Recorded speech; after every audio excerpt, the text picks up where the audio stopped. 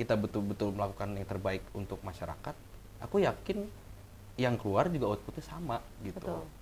Karena kita nggak punya kepentingan. Oh berarti kita bicara membuat aturan yang betul-betul untuk kepentingan masyarakat, gitu. Bukan kepentingan gue, gitu. Benar. Gitu. Sama terus anggaran juga. Gue nggak punya kepentingan. I don't need Iya. money.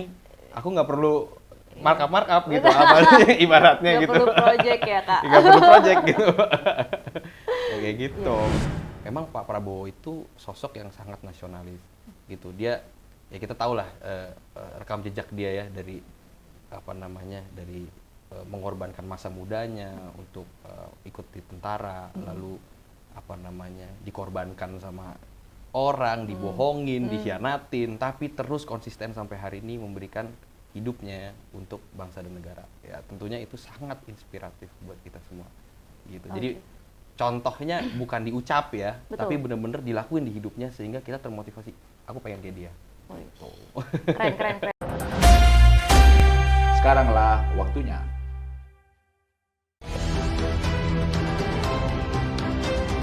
Saya memberi penghargaan, ini perlu kita hidupkan.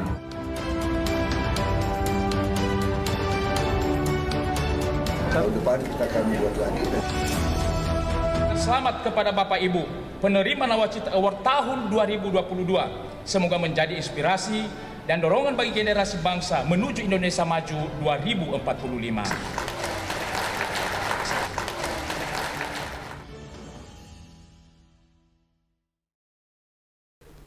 Seorang pengusaha di bidang perhotelan dan F&B yang sekarang terjun ke dunia politik. Kita sambut juga Kak Arvito Hutagalo. Halo. Hai Kak, apa kabar? Hai. Thank you ya udah diundang ke sini. Makasih loh udah menyempatkan untuk datang ke Bekasi. Pasti dong. Tinggal di mana sih Kak? Tinggal di Rawamangun. Oh Jakarta Timur Jakarta sebenarnya. Timur. Iya. Oke. Sekarang perkenalan diri dulu dong Kak. Kan tadi aku sampein pengusaha nih. Coba dong di-spill apa aja sih usahanya Kak? Mungkin usahanya ya ada di bidang food and beverage, bener, F&B, terus ya ada di perhotelan juga, terus apalagi ya, aku ada di produk-produk juga ya, terus ekspor import, terus distribusi juga, kayak gitu. Masih belajar. Aduh, belajar tapi banyak ya. Belajar karena belajar makanya. Oke. Kak Vito, tadi kan kakak menyampaikan kalau kakak itu seorang pengusaha. Iya. Udah berapa tahun kak kalau boleh tahu? Aku belajar tentang bisnis seumur hidup aku lah ya, karena papaku kan pengusaha. Cuman kalau aku sendiri terjun udah sekitar 8 tahun terakhir lah. 8 tahun terakhir. Tapi dari kecil pasti udah ada Iya. masukan-masukan, udah terjun langsung juga ya? Iya, kalau orang bilang istilahnya it's in the blood. Iya, udah darahnya tuh udah melekat gitu ya kak. Nah, boleh dong kak di-share tips and tricks menjadi seorang entrepreneur sampai Oke. sukses kayak sekarang. Oke. Kalau dibilang sukses tentunya belum lah ya, masih banyak yang lebih hebat, masih Oke. banyak yang lebih berhasil. Cuman mungkin aku bisa share tips ke teman-teman bagaimana aku bisa sampai titik ini dalam hidup. Aku selalu percaya berpegang sama 3 hal. Yang pertama, untuk menjadi entrepreneur itu kita mesti bekerja keras. Itu modal yang utama dan nggak bisa ditawar-menawar itu. Betul. Gitu. Orang bilang kerja cermat, enggak, menurut aku kerja keras. Jadi entrepreneur itu kerja keras, more effort. Yang kedua, kita mesti pinter baca peluang. Karena aku selalunya ngelihat hidup itu seperti kesempatan. And opportunities like that, you know, it comes once in a lifetime, we have to catch it. Yes. Nah, yang terakhir adalah harus menjadi pribadi yang bertanggung jawab. Kenapa? Karena aku percaya saat kita setia sama perkara kecil, bertanggung jawab terhadap perkara kecil, kita pasti akan dipercayakan perkara besar. Betul. Jadi itu. Betul. Mudah-mudahan bisa bermanfaat buat teman-teman. Iya. Keren kak. Kalau misalkan aku tanya satu lagi nambah ya. Boleh. Kalau misalkan nih anak muda contohnya mau belajar menjadi seorang entrepreneur. Kalau itu kan sebenarnya integritas kan kakak Iya. sampaikan itu karena Iya. kakak mungkin sudah dibentuk Iya. dari latar belakang seorang pengusaha. Iya. Ketika ada seorang anak muda yang tidak punya latar belakang pengusaha, apa tips yang akan kakak berikan ke mereka? Ya, tips yang aku mau berikan buat orang yang berarti yang benar-benar mau mulai. Betul. Ya, tadi jangan pantang menyerah karena menjadi pengusaha itu diuji imannya dengan ya coba gagal. Kalau kita punya etos kerja yang apa namanya, ibaratnya urat malunya udah putus gitu. Iya. Ditolak lanjut, tolak Iya. lanjut Iya, gitu. benar-benar. Pasti lama-lama kita bisa berhasil kayak Iya. gitu. Jadi pantang menyerah. Terbiasa dengan penolakan. Terbiasa dengan penolakan. Terus mungkin kita doang yang bisa ngeliat peluang, orang lain enggak. Iya, itu ya. benar. It's a Itu dari grace ya. kesempatan itu. Kadang orang lain nggak lihat gitu, karena ya orang-orang pada fokus dengan pekerjaan 8 to 5 gitu kan. Terus kita di rumah gitu bangun siang, tapi kita bisa lihat nih si 8 to 5 ini kebutuhannya apa ya gitu. Apa Iya. yang si 8 to 5 ini cari ya gitu. Apakah sebelum dia pergi dia butuh sesuatu? Apakah setelah dia pulang kerja dia mencari sesuatu? Nah, dari situ kita lengkapin tuh, pikirin, oh dia butuh ini. Terus kita ciptain sesuatu itu yang bermanfaat buat orang banyak. Akhirnya di situ jadinya entrepreneur. Iya benar, benar lagi. Kak, coba kalau gitu tantangannya jadi entrepreneur apa? Aku kepo. Itu tadi tuh tantangannya harus siap-siap ditolak, siap-siap dicemooh orang. Betul. Habis itu jam kerjanya nggak beraturan. Iya benar. Ya, jam kerja tuh kalau orang kan ya bahkan jadi public figure, jadi artis, jadi apa itu kan tahu tuh. Aku mau mulai syuting jam 10 sampai jam 10 malam misalnya. Saklek ya? Ya, saklek. Jadi entrepreneur kan nggak ada kayak gitu. Nggak ada. Ya bener-bener kapan aja tuh ide datang ya kan. Iya betul. Dikulik deh gitu. Benar-benar. Ya, kayak gitu sih. Yang aku tahu nih Kak, kayaknya dari Instagram Kakak nih sekarang udah mulai terjun ke dunia politik. Ya. Dari seorang pengusaha pasti sebenarnya udah banyak banget menyita waktu kan. Apa sih Kak yang membuat Kakak terjun ke dunia politik akhirnya? Sebenarnya masuk ke dunia politik, nyalon sebagai calon legislatif karena terpanggil sih. Oke. Jadi pengen aja gitu terpanggil untuk mengabdi karena aku tumbuh di keluarga yang nasionalis. Kakekku dulu almarhum adalah seorang tentara pejuang. Oke. Bapakku juga dulu pernah di tentara gitu. Sehingga di keluarga kita tuh obrolan tentang apa sih sumbangsih yang kita bisa berikan, terus apa kontribusi yang kita bisa berikan buat bangsa negara itu kental gitu. Jadi aku ngerasa terpanggil aja untuk bisa memberikan lebih gitu. Udah dari kapan Kak sebenarnya? Kalau mungkin kan sekarang pencalonannya dari sekarang. Tapi apakah bergabung dalam suatu partai itu baru sekarang juga setelah terpanggil sekarang atau udah dari kapan Kak? Oke, aku ikut masuk ke partai itu sejak tahun 2012. Oke, Ini udah boleh udah- disebut udah belum ya nama lama. partainya nih? Boleh dong Kak, kita di sini open, nggak Oke. ada penutupan apa. Jadi Iya. misalkan bahkan contohnya apa yang membuat Kakak terpanggil Iya. di kendaraan partai Kakak itu sangat Iya, boleh untuk disampaikan. aku ikut di Partai Gerindra sejak Oke. tahun 2012. Memang aku sebagai waktu itu aku masih duduk di bangku kuliah ya. Cuman aku melihat apa namanya pengen aja bisa terjun lihat langsung gitu politik tuh seperti apa sih dari belajarnya gitu ya. Dan nggak lepas dari rasa kagum aku dan aku sangat mengidolakan Pak Prabowo Subianto saat itu. Oke. Sosok yang nasionalis ya, Yes. patriot banget gitu. Kita sebagai anak muda rasanya kayak wah pengen tahu nih gitu. Akhirnya kalau lihat dari kulitnya doang kan orang banyak ceritanya Betul. macam-macam versi. Tapi karena kita ikut di dalam, kita wah tahu nih kebijakan-kebijakan yang diambil buat partai dan lain sebagainya. Jujur kagum sih. Akhirnya ya itu. Jadi pengen ikut apa nih bisa kontribusi lebih seperti beliau. Oke. Gitu. Jadi tadi Kakak kagum sama Bapak Prabowo ya, yang dimana semua orang pasti tahu Pak Prabowo, Iya. tegas segala macam. Nah dari sisi pribadi Kakak, apa sih yang benar-benar bikin Kakak terinspirasi sama Pak Prabowo? Iya, jadi aku ngelihat beliau sebagai sosok yang paling ikhlas sama bangsa Indonesia. Kita sebagai anak muda tentunya melek politik ya. Betul. Kita tahu kita hidup di era di mana nantinya juga 2024 pemilih muda itu banyak gitu, didominasi oleh pemilih muda. Pemilih muda nih kelebihannya adalah mereka tuh pinter-pinter gitu. Pinternya ibaratnya kalau aku bisa bilang pinter street gitu. Betul. Yang nggak dari sekolahan doang, tapi mereka tuh dari gadget-gadget yang mereka punya setiap hari, mereka tuh bisa melihat orang, belajar kepribadian mereka, tahu dan lain sebagainya. Nah, aku yakin aku juga berbicara seperti ini merepresentasi pandangan politik banyak anak-anak muda sekarang.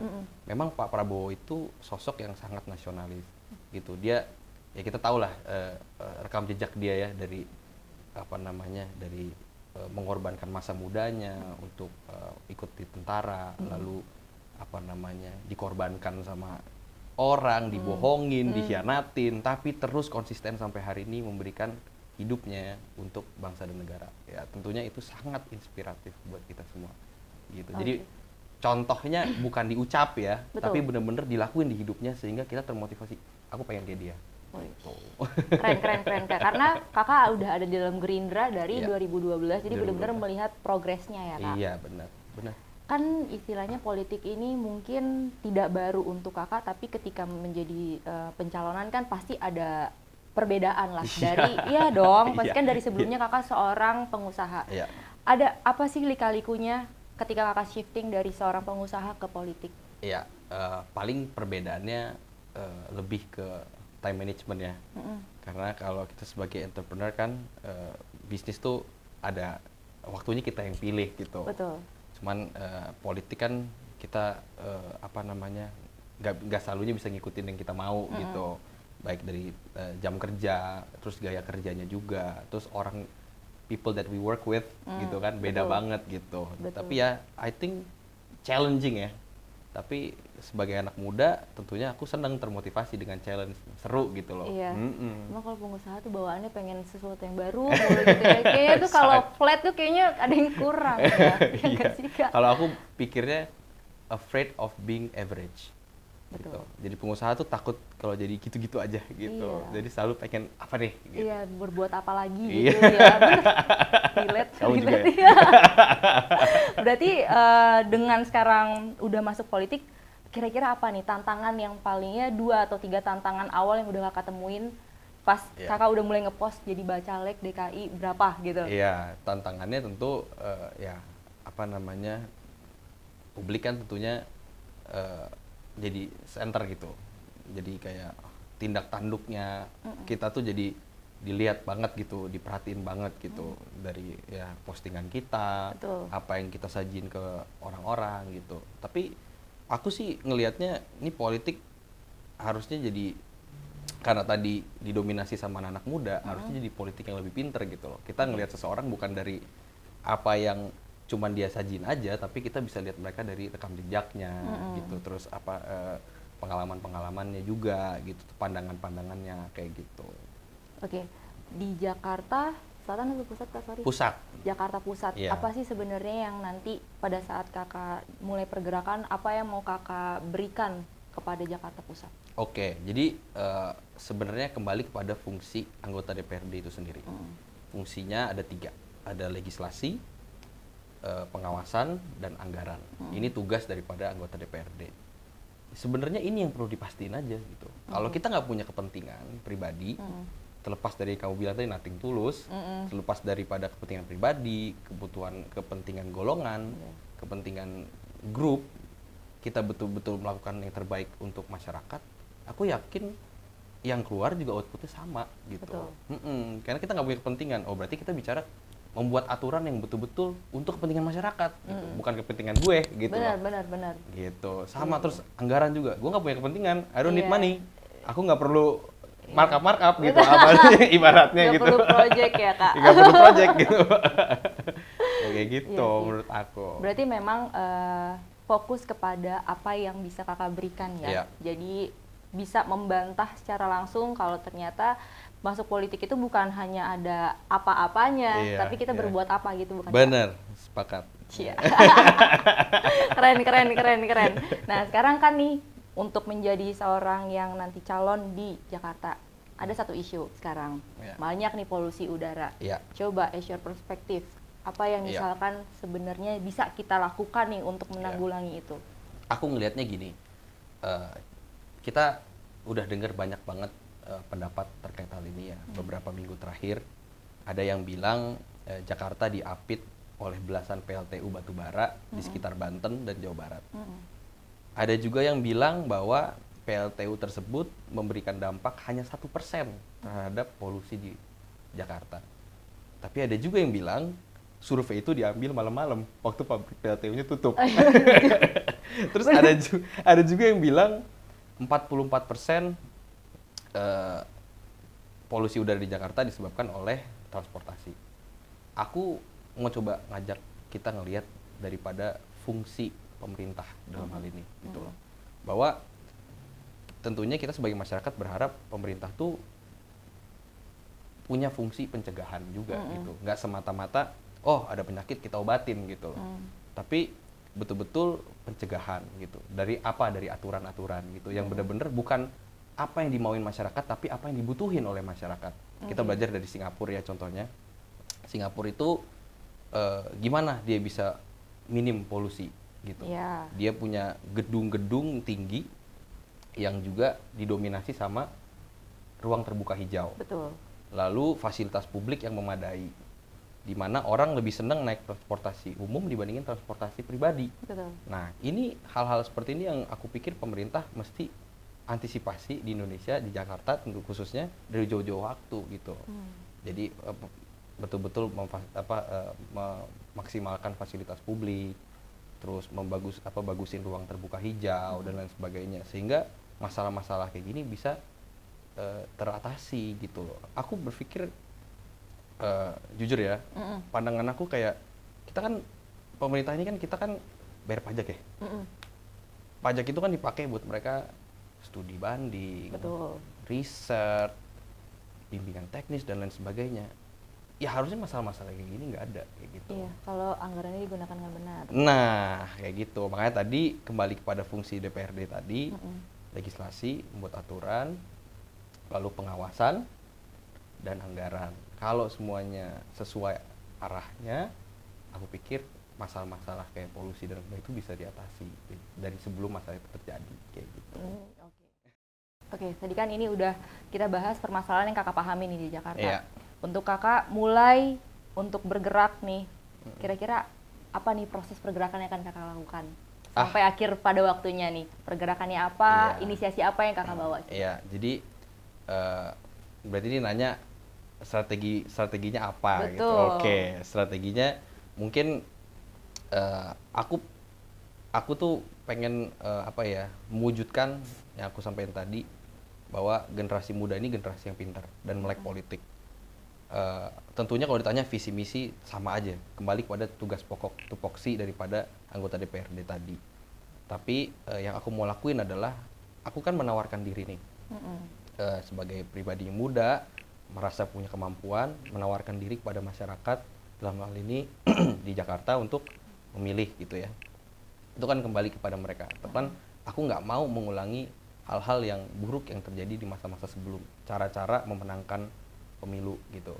Aku pengen masyarakat yang muda ini yang tadi aku bilang udah pinter duluan gitu. Bahkan sebelum sekolah mereka udah pada pinter gara-gara gadgetnya, gara-gara apa yang mereka lihat di sosial media mereka setiap hari, online dan lain sebagainya.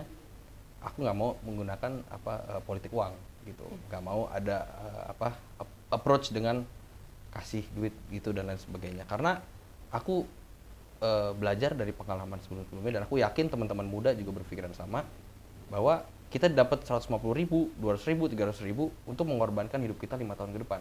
Betul. Gak worth it. Betul. Gitu. Jadi sekarang ya faktanya kita punya banyak calon yang menyalurkan diri. Ya kita lihat mana yang paling gak punya kepentingan, yang betul-betul pengen memberikan sumbangsih pikirannya, kemampuannya, kelebihannya untuk masyarakat gitu aja. Jadi nggak ada lagi istilahnya aku akan pasang poster di sini ngedeketin si ini gitu. Jadi deketin belum ada posternya kak? Belum. Karena belum ada DCT-nya. Oh iya betul. Kalau udah Betul, DCT-nya mungkin pasang poster gitu. Oke. Tadi kakak selalu mention anak muda itu melek politik. Iya. Tapi faktanya masih banyak anak muda yang tidak melek politik, bahkan apatis dengan politik. Apatis ya? Yes, as closing statement sekalian nih kak. Iya. Pesan buat anak muda yang masih apatis dengan politik. Sedangkan kakak dari 10 tahun lalu kan udah tertarik dengan politik. Iya. Pasti bisa share experience. Iya. Aku selalu berpikir bahwa orang baik melihat sesuatu hal yang salah, memilih untuk diam itu juga dosa. Okay. Jadi itu kenapa aku pengen terlibat di sini gitu. Buat teman-teman muda yang apatis terhadap politik, kalau emang pengen betul-betul pengen melihat Indonesia jadi lebih baik, Jakarta lebih baik, kita harus berpartisipasi. As simple as nyoblos. Oke. Sekarang thank you nih buat teman-teman. Kalau misalkan teman ada di Jakarta Pusat, Kak, coba caleg. Kalian boleh, Kak? Jangan malu-malu, dipilih aja. Iya. Namanya siapa Kak ditaruhnya? Arvito Leopoldo Rahawal. Oke. Oh, nggak ada marganya ya? Nggak ada marganya. Jadi nanti kalau misalkan teman-teman Jakarta Pusat nih yang mau dapat pemimpin yang bersih karena seorang pengusaha, berarti nggak ada politik-politik di dalamnya nih. Kak Arvito akan membuktikan kalau dikasih kesempatan sama Tuhan ya. Iya, iya. Oke. Amin. Thank you loh Kak sudah menyempatkan datang. Thank you, aku udah diundang. Iya, Such terima pleasure. kasih sudah Next time kita datang. ngobrolnya soal usaha ya. Sure. Out of topic. Thank you lah Kak. Sampai ketemu ya. Thank you.